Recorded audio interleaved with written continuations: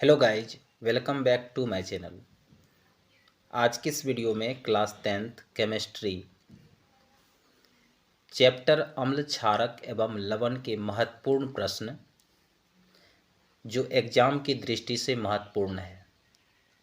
प्रश्न है, आश्रित जल विद्युत का चालक क्यों नहीं होता जबकि वर्षा जल होता है। तो आइए इन्हीं प्रश्नों को आज समझने का प्रयास करते हैं। तो सबसे पहले यह समझते हैं आश्रित जल क्या है। आश्रित जल अर्थात डिस्टिल वाटर। तो आश्रित जल क्या है? तो वह जल जिसकी अशुद्धियाँ आसवन के माध्यम से हटा दिया जाता है। आसवन क्या है? अर्थात पानी को उबालकर उसकी भाप को साफ कंटेनर में संघनित करना ही आसवन कहलाती है।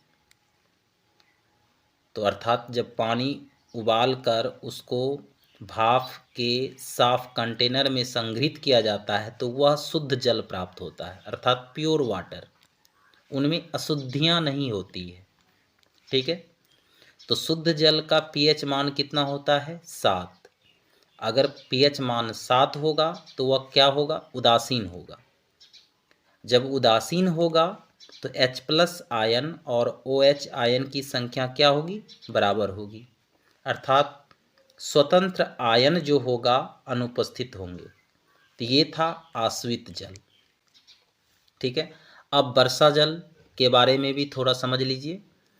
तो वर्षा जल क्या है?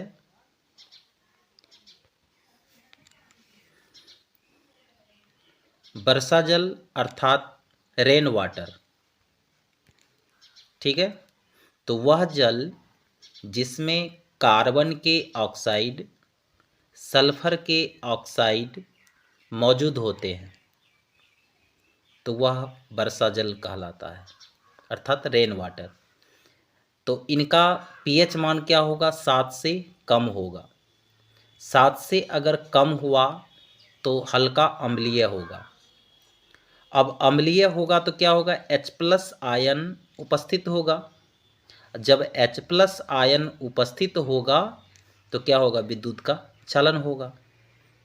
तो इसलिए हमारे पास प्रश्न क्या था?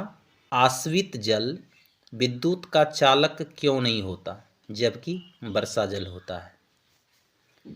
तो आश्रित जल शुद्ध होते हैं, इसलिए इनमें विद्युत का चालन नहीं होता है, क्योंकि इसमें आयन उपस्थित नहीं होते हैं। तो विद्युत के चालन के लिए आयन की आवश्यकता होती है। जब आयन होंगे तभी विद्युत का चालन होगा।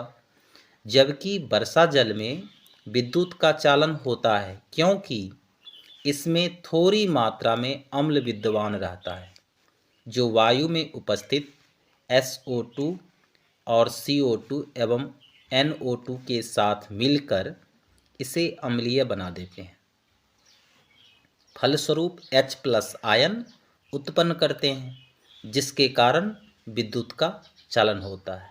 तो यही प्रश्न था, आश्रित जल विद्युत का चालक क्यों नहीं होता है जबकि वर्षा जल होता है। तो उम्मीद है आपको ये प्रश्न समझ में आ गया होगा। वीडियो पसंद आए तो लाइक, सब्सक्राइब एंड शेयर जरूर करें। धन्यवाद।